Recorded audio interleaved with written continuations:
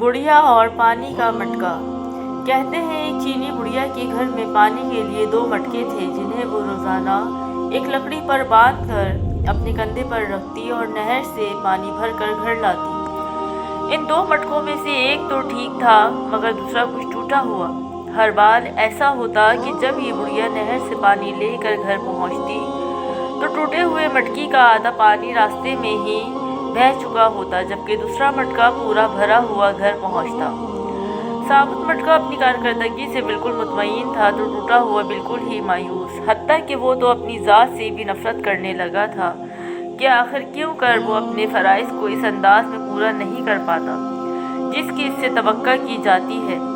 और फिर मुसलसल 2 सालों तक नाकामी की तलखी और कड़वाहट लिए टूटे हुए घड़े ने एक दिन इस औरत से कहा, मैं अपनी इस माजूरी की वजह से शर्मिंदा हूँ कि जो पानी तुम इतनी मुशक्क़त से भर कर इतनी दूर से लाती हो, उसमें से काफ़ी सारा सिर्फ मेरे टूटे हुआ होने की वजह से घर पहुँचते पहुँचते रास्ते में ही गिर जाता है। घड़े की ये बात सुनकर बुढ़िया हंस दी और कहा, क्या तुमने इन सालों में ये नहीं देखा कि मैं जिस तरफ से तुमको उठा कर लाती हूँ, इधर तो फूलों के पौधे ही पौधे लगे हुए हैं, जबकि दूसरी तरफ कुछ भी नहीं उगा हुआ। मुझे इस पानी का पूरा पता है जो तुम्हारा टूटा हुआ होने की वजह से गिरता है, और इसीलिए तो मैंने नहर से लेकर अपने घर तक के रास्ते में फूलों के बीज बो दिए थे ताकि मेरे घर आने तक वो रोज़ाना इस पानी से सैराब होते रहा करें।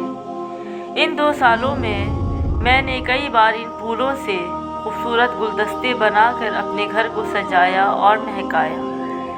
अगर तुम मेरे पास ना होते तो मैं इस बहार को देख ही ना पाती जो तुम्हारे दम से मुझे नज़र आती है। याद रखिए कि हर शख्स में कोई ना कोई खामी है, लेकिन हमारी यही खामियां, माजूरियां और ऐसा टूटा हुआ होना एक दूसरे के लिए अजीब और पुरतासिर किस्म के ताल्लुकात बनाता है। हम पर वाजिब है कि हम एक दूसरे को उनकी खामियों के साथ ही कबूल करें। हमें एक दूसरे की इन खूबियों को उजागर करना है जो अपनी खामियों और माजूरियों की खजालत के बोझ में दब कर नहीं दिख पाते।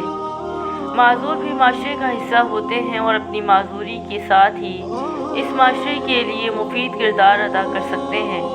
जी हाँ, हम सब में कोई ना कोई ऐब है, फिर क्यों ना हम अपने इन ऐबों के साथ एक दूसरे की खामियों और खूबियों को मिलाकर अपनी ज़िंदगियों में भरपूर लुत्फ़ उठाएं। हमें एक दूसरे को इस तरह कबूल करना है कि हमारी खूबियाँ हमारी खामियों पर पर्दा डाल रही